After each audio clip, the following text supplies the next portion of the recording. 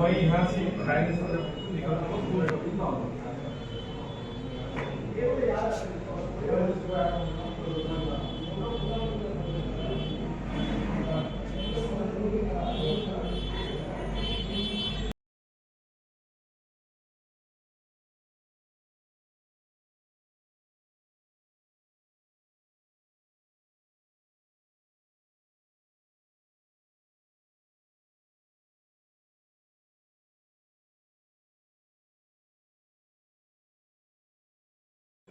అందరికీ నమస్కారం. Adoni one town police station పరిధిలో గత సంవత్సరం తిమ్మారెడ్డి బస్టాండ్లోను అదేవిధంగా షరా బజార్లోను 2 బ్యాగ్ లిఫ్టింగ్ కేసులు నమోదవడం జరిగింది.